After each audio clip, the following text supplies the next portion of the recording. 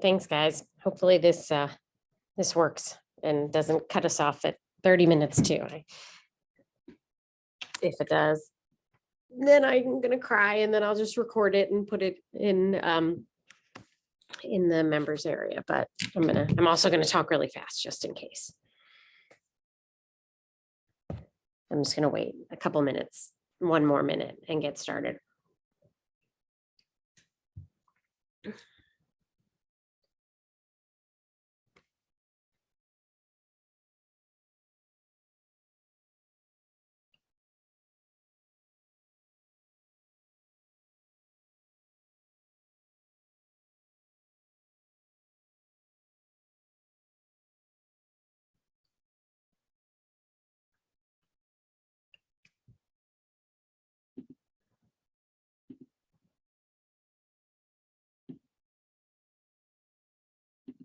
Okay, I'm just going to get started and let if anybody else gets in a little bit, I'll add as we go. Okay, so we jumped through a couple things to start. We did the self-care, and we did scheduling and setup, and now we're going to move into rules and procedures. And I feel like for me, rules and procedures are the heart and soul of our classrooms, because really taking the time to teach and first to define and then to teach and practice and reinforce rules and procedures is really the best thing that you can do to assure your classroom is going to run smoothly.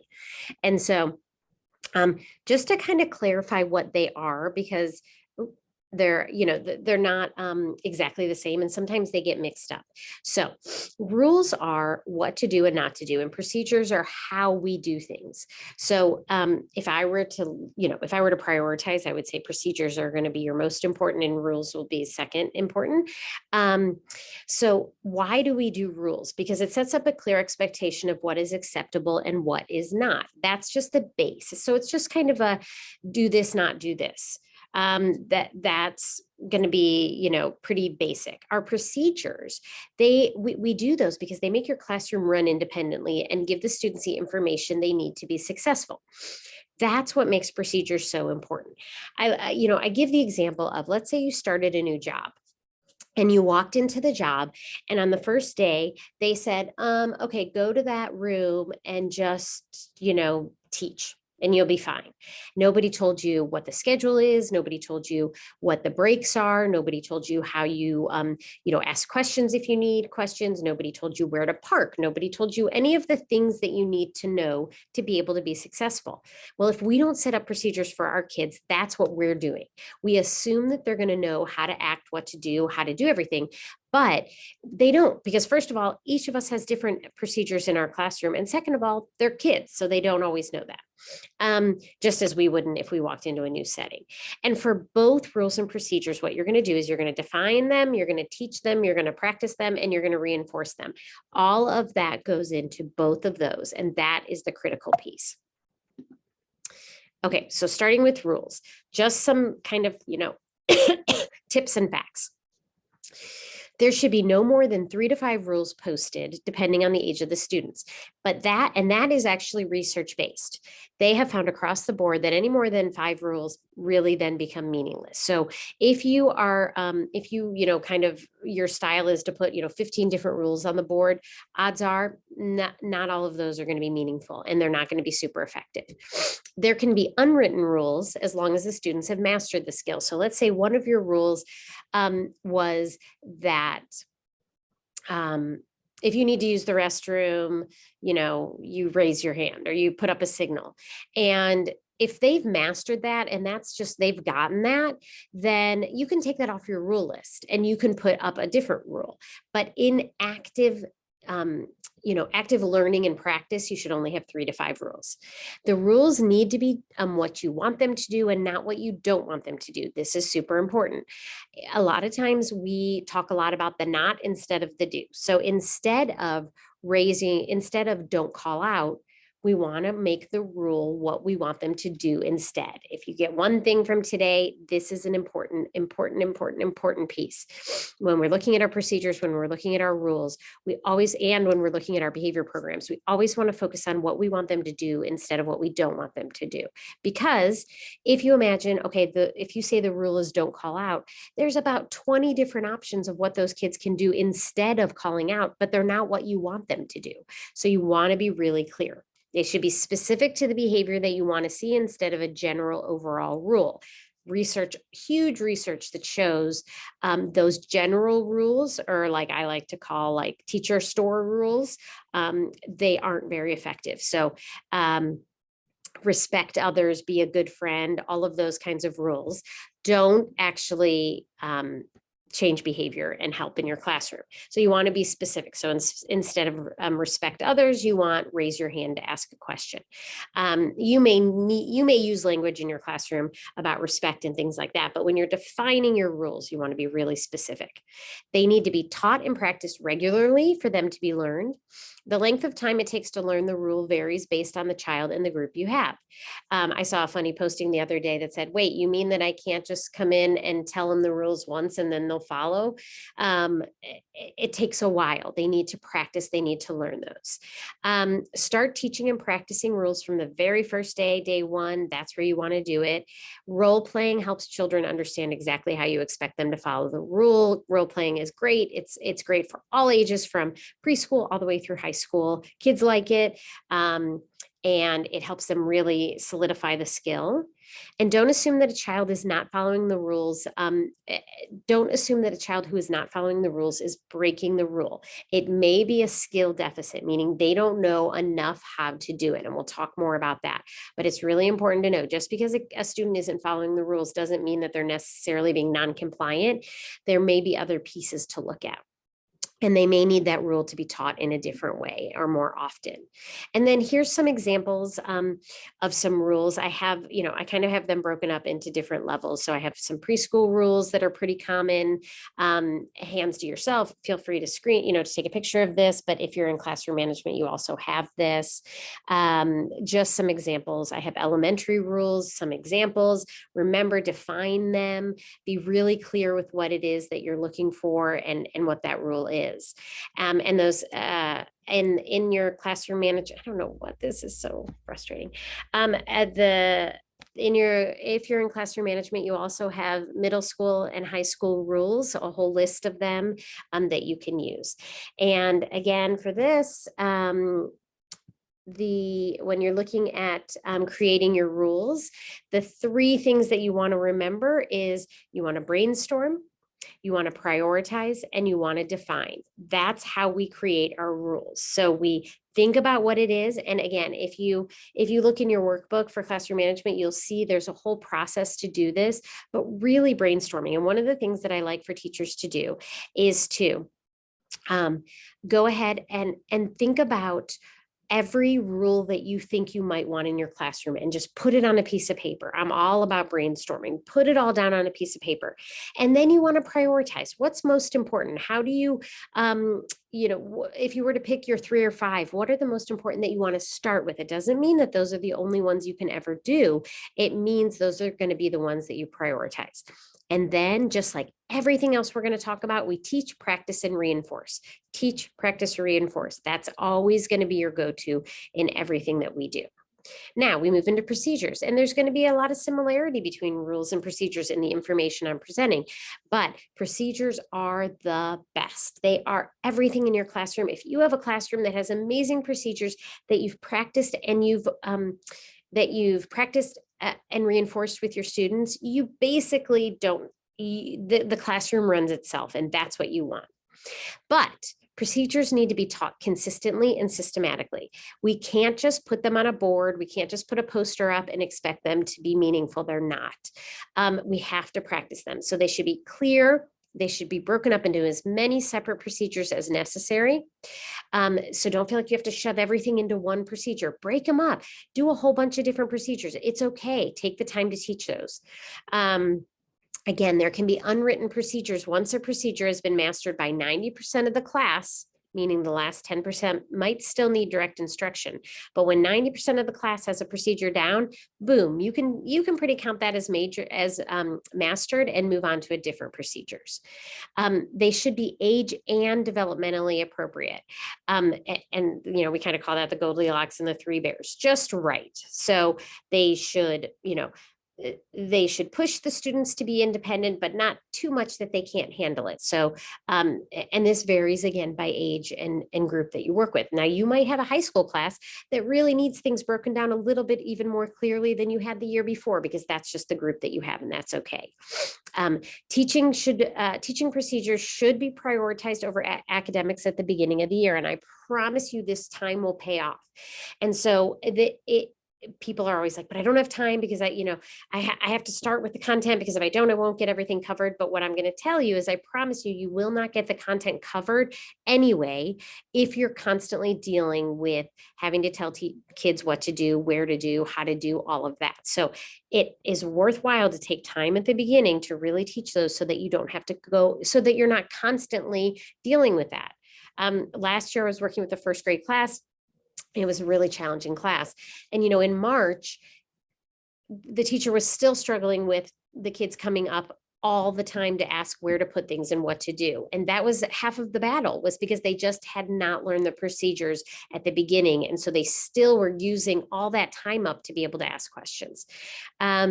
Teaching procedures needs to be planned through lesson plans, just like any other content. It's no different. I'm going to talk about that like with behavior as well. And teaching and learning procedures should be fun. It shouldn't be like, here we are, now we're going to practice this and you're going to be in trouble if you don't do it. It should be fun, role play, reinforce, be silly. One of the things I love to do with procedures is I love to have kids come up and do it the wrong way. And then, the class has to kind of determine what it is that's wrong. They love that. That's funny. There's ways to make it fun so it doesn't feel like it's just such a bad thing. Some common procedures, again, all of these are listed, and these are pretty consistent, across all levels: how to enter the classroom, transitions, what to do when someone enters the classroom, when a visitor comes in, lining up, traveling across the classroom, where to turn in your work. All of those are going to be common procedures that most of us are going to be teaching our kids. Participating in group lessons, asking for help, all of those things, anything that you can think of. I'm going to encourage you again to do the same thing. Make a list of all of your procedures. Put them all down on paper. Think about your day from the minute you walk in to the minute you leave, and what is it that you want to be able to do to make sure that your classroom runs smoothly. Same thing with the procedures. Same thing for the 3 easy steps is you're going to brainstorm, prioritize, define, then teach and practice and reinforce. Always going to be the same process. Okay, if you're in classroom management, check out your module 3. It has rules, procedures. It has sample procedure posters that you can print and use. It has everything you need. Okay, teaching behavioral expectations. Now we're moving into another part of classroom management. So we're just kind of zipping through all these different pieces. And a lot of times when people say, oh, does anybody have an idea of classroom management? I need to use something different than, a ticket system. That's one little tiny piece of classroom management, because the behaviors are one piece of it. We have the procedures, we have the rules, we have the engagement, we have the community building. All of that goes into the big umbrella of classroom management. And so all of that are things that you want to focus on. So when we're looking specifically at the behavior management piece, we're looking always at 5 questions to really look at the behavior. And these are, I say, 5 questions to tame even your most difficult behaviors. Any behavior that comes your way, you're going to look at what behavior do you want to target? When is it happening that's most disruptive? Why is the student or the class displaying that behavior? What do you want them to do instead? And how are you going to teach the new behavior? This is no matter what behavior, 100% of behaviors, this is the process you're going to go through. And then you're going to wrap that all up with a great reinforcement system. This is something you really want to be looking at. I encourage you to look at the beginning of the year and to make sure that you have set up for day 1, because if not, you're going to be chasing behaviors all the time. And that is just not something that you want to do. Strategies for teaching behavioral interventions. We want to teach, We want to model and role play. We want to use examples versus non-examples. Like I said, what they should be doing, what they shouldn't be doing. Then we practice and then we reflect on that. These are going to be your steps for always teaching behavioral interventions. Okay. So first we teach it, break it down into the steps we need to teach. What does it look like? Exactly. We want to model, we want to role play, we want to use examples and non-examples, practice and reflections. All of that comes together when we're looking at the behavior. And something really important to remember, and this is one of my, soapboxes. Teaching behaviors is the same as teaching reading, writing, or math. Always come back to that behavior is not something a lot of times we assume that students can just do behavior, but that's not the reality. We need to think about it the same as we think about teaching academics. If a student can't read, we assess, we figure out where they are in their learning, and we develop a plan and lessons to move them through their learning. And we practice, practice, practice. We don't just say, oh, they're lazy, they don't want to learn to read, or, oh, they're not trying, or, oh, they should know how to do it. We don't do that. We would never do that. That would, of course not. But we do that with behavior. We assume that they know how to do it, even though they might not, just like they might not know how to read, and just like they might not know how to write. And we want to make sure that we're not shaming kids about that. If their behaviors, if they have not mastered those behaviors, it's important that we teach them the same. If a student has not mastered a skill, it's not fair to hold them to the same level of expectation as a student who has for behavior. This is for both academics and behavior. Therefore, what might be a natural consequence for one student and be appropriate may be an unfair punishment for another student. So I'll come back to what I was saying. If you have a student who can't read, you're not going to hold them to the same level of expectation that a student can. And so you're not going to punish them for not reading. If you have a student who can't attend for as long as another student, you're not going to hold them to the same level, and you're not going to punish them for not being able to attend, because we know that they can't. So we really, really want to think about that. Think about how we're implementing our behavior systems to make sure that they're fair and equal for all the students in our class. If you are in the classroom management, then I want you to check out the bite-sized behavior training in your members area. If you're in special ed, Untangled, most of the bite-sized behavior program is already embedded in your behavior modules in your members area. And so I really want you to check those out. There's too much, that's a whole course in and of itself. So I can't go into too much depth into the behavior programs, but I really would love for you guys to go in. If you have time to go through that whole course, to go through all the behavior pieces and make sure that your behavior system is really set up for you on day one. Same thing for reinforcement. So the reinforcement is tied into our behavior system, but reinforcement alone is not a behavior system. And so we want to make sure that first we've identified, what the behaviors we're targeting and what we're setting up and what we're teaching. And all of that goes together. You can hear as I talk about it, it all goes together, your behavior system and your procedures and your rules. It's all part of the same program of students learning what's expected of them in the class. And then once you set up your reinforcement, after you've done all that, that then ties into your rules, your procedures, your behavior system. All of that comes together. And then you get a lot more bang for your buck because you're really focusing on certain behaviors, certain skills, certain procedures. There's tons of rules of reinforcement, just some things to remember. Remember that reinforcement needs to occur as often as the student needs it. Don't be afraid to reinforce a lot at the beginning. Some kids need it a lot, some kids don't need it, and that's okay. There's no one right way. Just because one kid needs a lot of reinforcement doesn't make them bad or that they're not, ready for learning. It means they just need more. You really want to make sure your reinforcement is based on the behavior that you're trying to reinforce, whether that's a procedure, a behavior, or whatever that is. We want to always make sure that what we're using to reinforce is reinforcing to the student. If we're trying to, adultify reinforcement, which is what I call it, and, use something different because we don't want to use what's really reinforcing, you're just not going to get a lot of that. That reinforcement doesn't have a lot of power.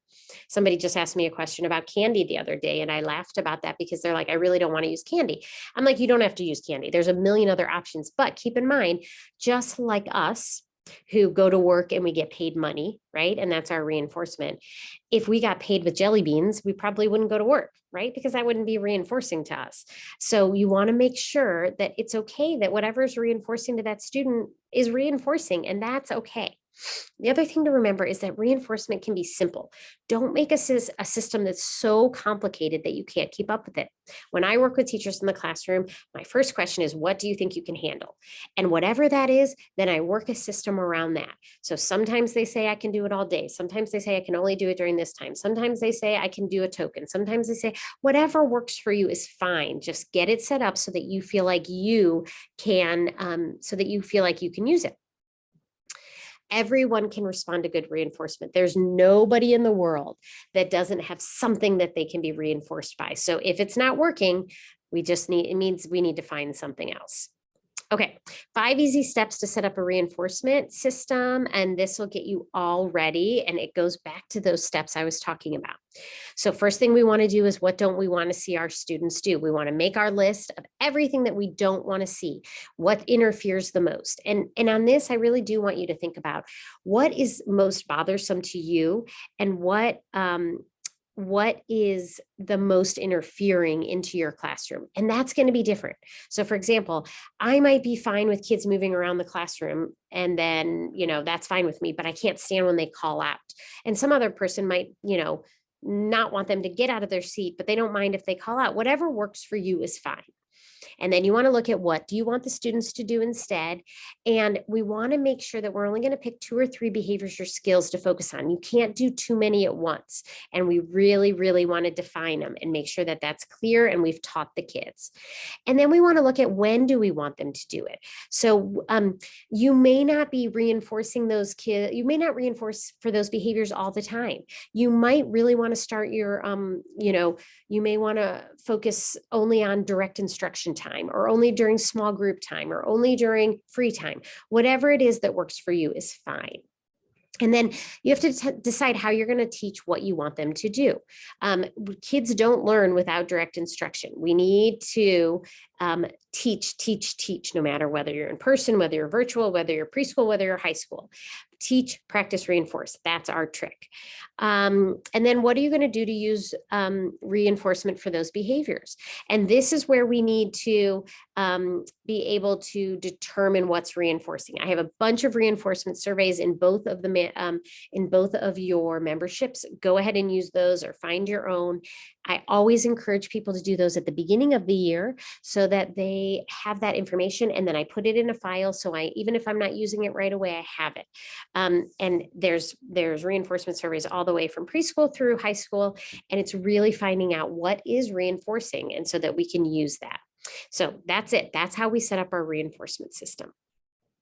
Okay, the next piece, as you can tell, I'm zooming through everything, and there's so much of this, and all of you have so much content around this, and I want you to be able to jump in, and this is just kind of to get your feet wet, and then hopefully you'll jump in and really start using some of this. So another piece to classroom management is creating a classroom community, because kids tend to behave better when they feel a part of a community. And that doesn't just happen, just with kids showing up. You actually need to focus on building that community.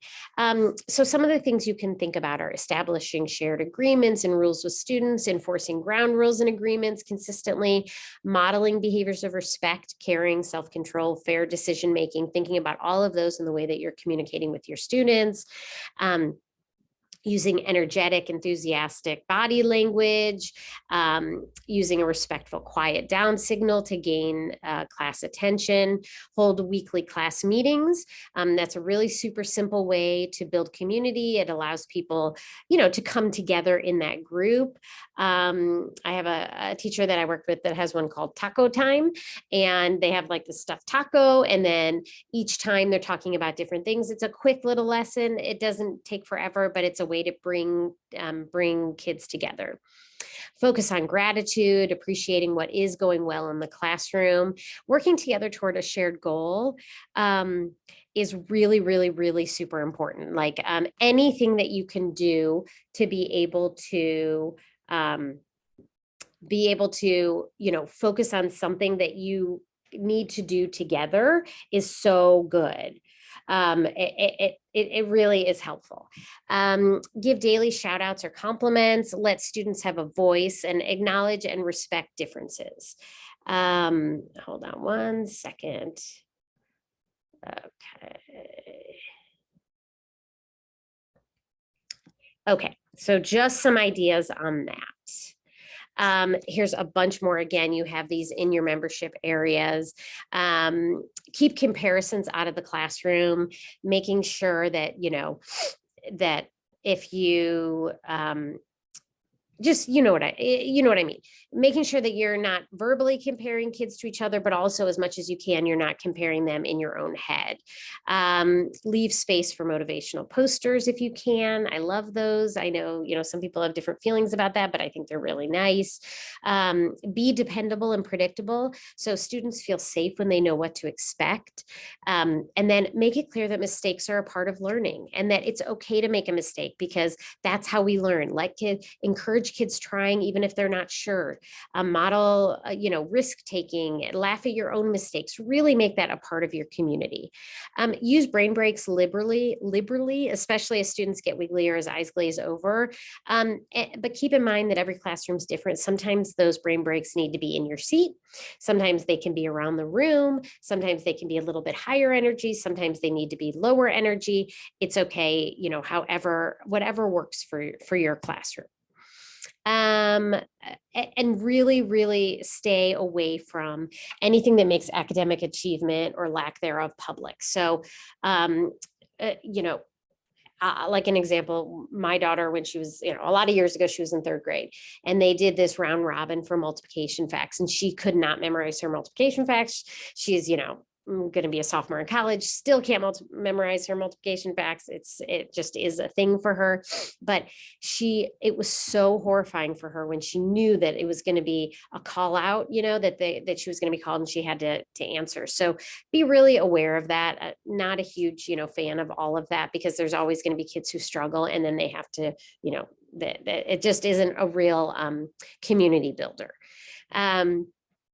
When a student answers a question partially right, replace who can help the student out with who can add to what the student said. I love this. This is something another teacher taught me once, because as opposed to it being like, you're wrong, it's like, okay, well, what can we add to it as a group, as a community? How do we make that answer more right? And how do we build up that kind of community feel? And nobody feels bad for getting it wrong. Make it clear that negative comments towards classmates are never acceptable from you or from other students. Put downs are not allowed. And when dealing with that kid, and that kid is the kid that just is a struggle, it's harder. It's a harder time for a multitude of reasons. Generally, it's behavior, whatever it is. Take a deep breath, use a calm and quiet voice, try to make corrections as private as possible. And if possible, empathize, because those are the kids that everybody already sees, as a struggle. And the more that you can, kind of help them feel a part of that community, the better off your whole class will run. And consider setting up a secret signal for a student who struggles to control that disruptive behavior, like shouting out answers. So instead of, making a big deal and drawing a big attention to that student, come up with a secret way to do that, or a private strategy. Always looking at different strategies to help build that community and build, kind of that feeling of connectedness in your class. And then take care of yourself, because having a challenging class or just being a teacher can take a lot out of you, and putting yourself first sometimes is okay. Oh, you guys, it happened again. Okay, I'm going to be able to, I think I'm going to just really zip through this in 10 minutes so that I can, be able to do, I think I've gotten through a lot of it. So there's some questions that I will try and answer, but first I'm going to do this. Okay. The next is building positive relationships. It's similar to a lot of what we've already talked about building community, but just knowing that building positive relationships make a huge difference for students. It's students do better overall. This is across all levels from preschool through high school. Teachers benefit, students benefit. I love all of this kind of, the research that's been done in preschool and kindergarten when their relationships with teachers are more emotionally supportive and less conflictual. Preschool and kindergarten students become more socially and academically competent. In elementary and middle school, close positive student-teacher relationships are associated with greater student engagement and learning and less risky behavior. In high school, students who connect with their teachers are less likely to engage in risky behavior, including substance abuse, sexual activity, and suicide. So lots and lots of reasons. Don't be afraid to use humor. Let each day be a fresh day. Catch them doing things right. Share lots of positive with parents. Model kindness and forgiveness. And then normally I would have you brainstorm some positive relationship builder ideas, but I'm going to skip over that because we have this time issue. Okay, the last thing that I want to talk about is kind of outside the box behaviors. And I will, all of you have this in your, both in your special ed Untangled membership and your classroom management Untangled membership. But so I wasn't planning on going through all of this, but just remember that when you have outside the box behaviors or those behaviors that are bigger than what you're usually, than you're used to dealing with, there are different things you can try. And so I have a whole kind of cheat sheet for you in your membership areas for both of you for aggression, for non-compliance, for calling and talking out, and for eloping. So sorry, and again, terrible slides. You can see that these are all in your membership area. It's again, a whole piece that we don't really have time to go through all of this. And then for your reinforcement, when you're dealing with those outside the box behavior, I also have hints for you on how to reinforce for those really big behaviors. And most importantly, we want to focus on the most interfering behavior that we have. Okay, so like I said, positive relationships matter at each age. And then the last piece that I was going to talk about is learning to learn skills. And I don't go into much depth into this because it's kind of a tier 2 of your classroom management, but I did want to just touch on it for, a minute. And these I consider are the most important skills that we skip over teaching. And these are skills that all kids need to learn to be successful learners. And I would say these are more prioritized. These should be more prioritized in our preschool, elementary, and even into our middle school classes. And these are the skills. I'll just give you some examples. These are like how to pay attention, how to ask a question, how to work with others, how to work in a small group, how to disagree appropriately. All the skills that make students successful learners. Those are my learning to learn skills. They are the most important skills that we have as educators because they teach them how to be students, and they then transfer into teaching them how to be in the working world, how to be successful in any environment that they're in. Research has found these are the number one factors in being successful as a student and in the workforce. So really, really super important. I like to set up, once I've gotten my classroom running and kind of gotten that piece up and going, I like to set up like twice a week, a 30-minute learning to learn skills rotation. And during that time, I identify certain skills and then we just do activities around them. And one of my favorite one that I've been working on these last 2 years has been independence, because our kids are coming off of virtual learning, like super dependent on adults in a lot of different ways that they hadn't been in the past. And so I'm finding that I'll say the two are independence and problem solving. They're kind of behind in those areas. They haven't had enough exposure to that. And so I'm really pushing that with the kids that I work with and then all the teachers that I work with to focus on really practicing those skills and teaching them, not just assuming that kids know them, but to actually practice. Okay. Thanks for being here. I totally am sorry about the tech issue. It never fails. I don't think I've ever done a presentation where I haven't had some tech issues, which is just, frustrating. And I'm just going to answer these 2 questions that came up, and then I'm going to thank you. And all of you, please feel free to reach out. Each of you in your membership area that you have it's been sent out to you a bunch of times. It's in the welcome letter. There's a link where you can ask me a question about anything, and I'll put together a video training for you.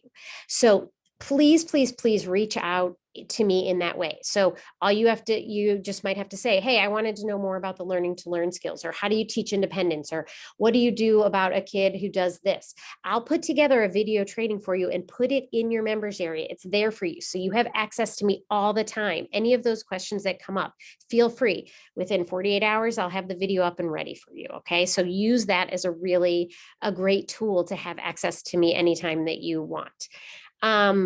How can you find out reinforcements for nonverbal students? Great question. A really quick and easy answer is it's by trial and error. So I've worked with a bunch of nonverbal kids, and we try it and we see if they like it. So sometimes you just have to try some things. You can also, if you're using a picture system, that's what we end up using for the reinforcement. But you just have to try some things out, and you can see, do they seem to enjoy it? Do they have fun? Do they want to do it again? Is it something that they go for? Those are the things that you're going to look for with a nonverbal student. And thank you all so much. I appreciate your patience. Can you give an example of the private strategy? Yeah. So if you need to give us, I think you're talking about the signal. And so if you're talking about a signal, it might be that, you kind of touch your ear, or you tap your nose, or you do anything that's kind of a silent signal to that student to be able to prompt them or remind them, or however you work that out. I like to sit down with the student and come up with something that they are okay with, because you really want to be able to make sure that they're okay with it. Sometimes kids want to be able to have something on their desk that they can just flip if they need to get your attention. That's fine too. Any of those things that work. I use this all the time. And I always sit down with kids and they come up with stuff I never even thought of. I'm like, oh, that's such a good idea. I never actually thought of that. So anything that works for you guys is great. Okay. Thank you all so much. Please jump into your membership area. There is 10 times as much as there is that I went over for you guys. And I hope that this helps.